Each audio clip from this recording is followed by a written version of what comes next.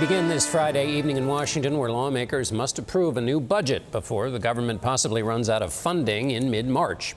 This morning, the Republican-controlled Senate adopted a $340 billion budget blueprint.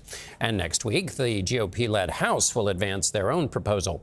There are some differences in strategy, and the president prefers the House approach. This is usually where the major questions about taxes and spending take place in American government, but this time they'll take place as the president and Elon Musk have been working to drastically reduce the size of federal agencies. CBS's Huey-Burns is in Washington on the Hill. Caitlin, let's start with the government funding question. There are two approaches.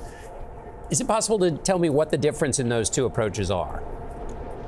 Yeah, John, basically all Republicans up here on Capitol Hill want to pass the president's priorities, but they're at odds about how to do it. And the challenge really is on the approach, because they know they have a fragile majority in the House especially, and they also know that they have kind of an unreliable actor in the White House, knowing that he could blow it all up. We've seen that game before. And so what the Senate decided to do was they decided to break this up a bit. They want to tackle immigration funding and national security funding, some energy priorities as well.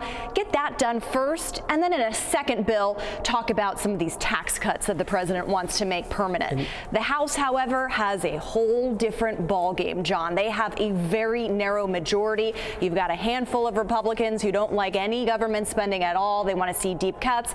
Another handful of Republicans from more moderate districts who are afraid of what those cuts may be.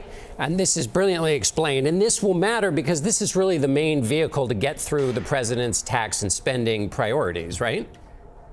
That's exactly right. They have a lot to do and not a lot of time to do it. This is kind of a complicated process, but basically, given the tight margins here and given that they know they're not going to get any support from Democrats up here on Capitol Hill, they want to do this through a process that can't be filibustered, that is very specifically attached to budget. And quickly, Caitlin, before I lose you, you talked to Senator Murkowski about the cuts that have already been made in the federal executive branch.